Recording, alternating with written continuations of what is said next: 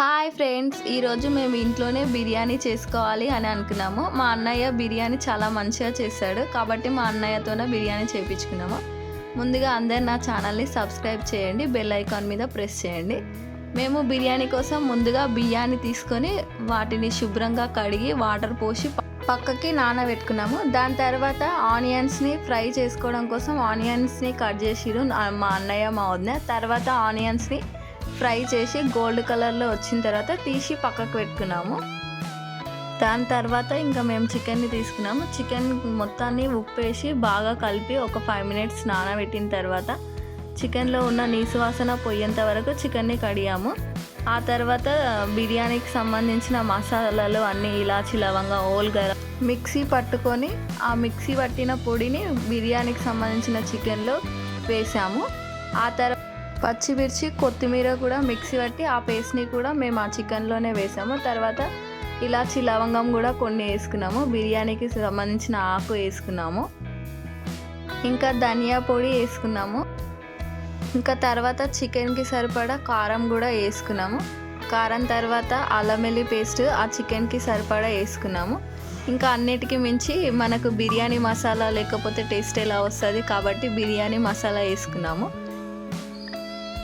ఇంకా తర్వాత పెరుగు వేసుకొని ఒక నిమ్మకాయ మొత్తాన్ని పిండుకొని తర్వాత మొత్తం ఆ ముక్కలకు పట్టే బాగా కలుపుకొని పసుపు వేయడం మర్చిపోయాం, పసుపు వేసుకొని కూడా కలుపుకున్నాము.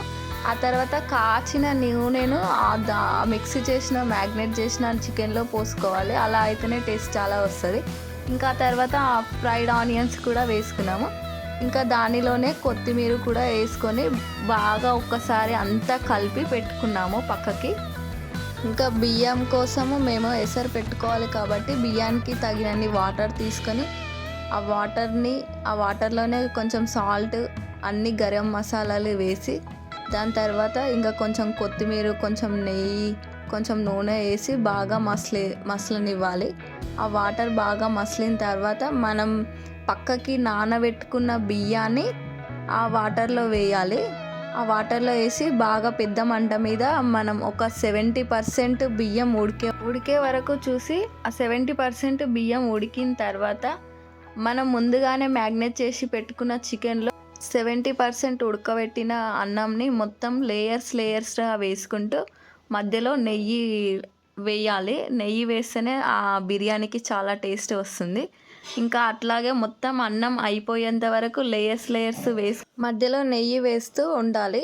అట్లా ఫైనల్గా మొత్తం అన్నం అయిపోయిన తర్వాత ఇంకా మనం దీనిని పొయ్యి పైన పెట్టుకోవాలి. అంటే పొయ్యి పైన డైరెక్ట్ పెట్టద్దు, దాని కింద పెంక పెట్టి పెంక పైన మన బిర్యానీకి సంబంధించిన పాత్రను పెట్టుకోవాలి.